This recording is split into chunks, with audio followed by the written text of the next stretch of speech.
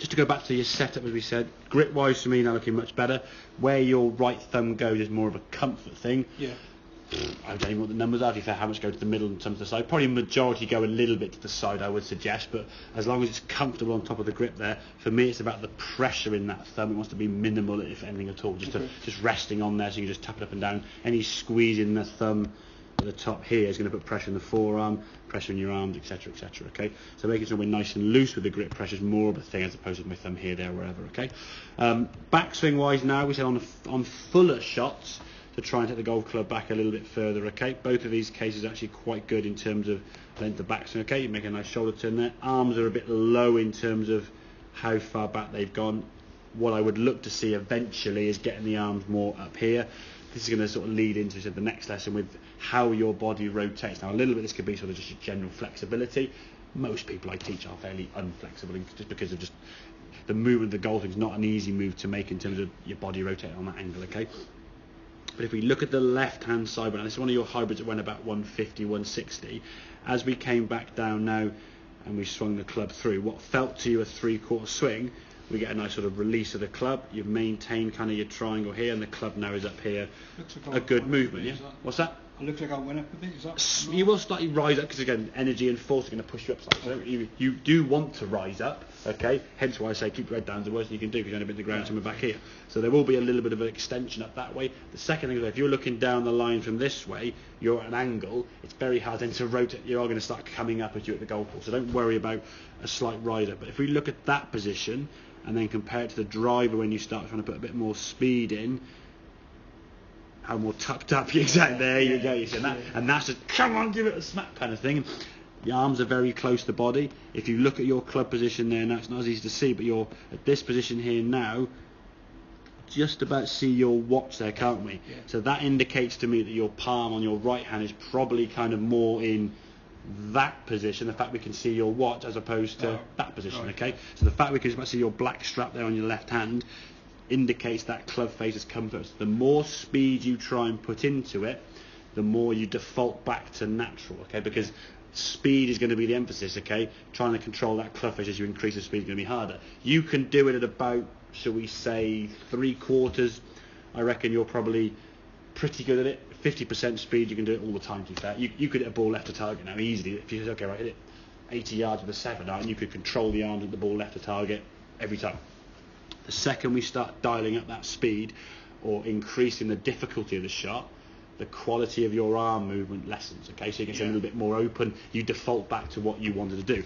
What we will find in time as you progress, and again with the practice and stuff down the range, that'll become, this movement here on the left hand side here will become more the norm, and this will just be one you'll do every now and then when you're trying to knock it past your mates on a tee shot when they just bombed it down, then you oh God, I'll show you, and you try and come on, I'll whack it, and then you go back to that. And we all do it. I've done that plenty of times in a game of golf.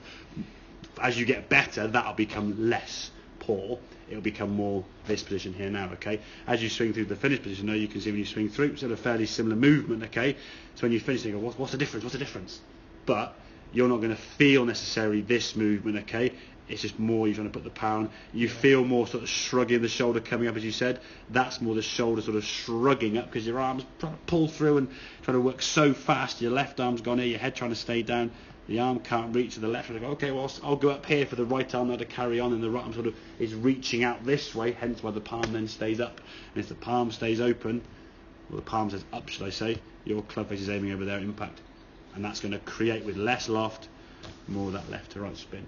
So I think try and practice at 75% speed. It's hard to put a number on exact speed, as I said, but you've got to just try and, with feel, hit shots and go, okay, right, am I in balance? Yes or no? Look to see where the ball's gone and okay, right, where'd the ball go?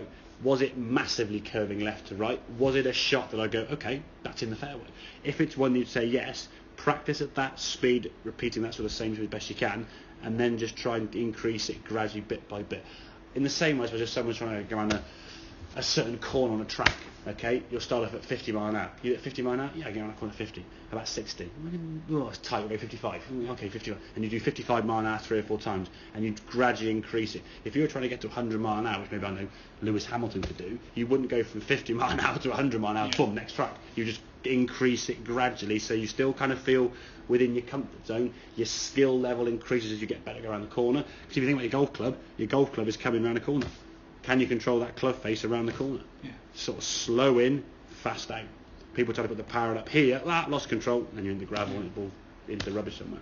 Okay? The 7's felt a lot better today. Oh, massively, yeah. But I think what you did find, we started off, and this is, again, even though you probably know now how we should warm up and practice, let's have a few swings to warm up work, or do I do big swings? You were still kind of in that sort of full swing mode mentality, which will take a little bit of practice and getting used to. Because I've had guys before, I say, okay, right, we're just going to change the grip, and then 10 seconds after we stood here, for example, shown them that new position, they've gone there, done a practice swing with the new grip, set the goal point, and you think, that's 10 seconds ago, because you default back to what feels comfortable. The second you're trying to hit this white thing with that 4-foot object, it's comfort zone. So it's just building up that muscle memory to move away from what feels, as we said to you, kind of that's the comfortable, as opposed to at the moment, it doesn't feel uncomfortable, it's not your natural kind of movement. Look where your hands now are level with your chest. Okay, move the hands a bit higher there maybe. Arms a lot more bent in the right arm, the club's not anywhere near as high there, and the hands are closer to the body. Yeah, you said that about last lesson. Yeah. Get that release up to the through swing, okay? So yeah, I think for me, with a 7-9, probably got it. With a hybrid, maybe. With a driver, not quite. Yeah, that's the first okay. one I used the hybrid. Yeah, I would say that's going to be your tee shot club to start with. Yeah. I call them on my cheating stick because it's so easy to use. I think they're just a great club. They're hard to miss hit. They've got no hosel, so you can't shank them off the side. If you catch it a bit heely, it still goes somewhere. Do you use that on the fairway? Yeah, fairway tee shots. As long as the lie's good. So a tee shot would be a good lie. Fairway would be a good lie. There are times in the rough, if the ball's sat up, and this is more of a judgment call on your behalf, is it a good enough lie?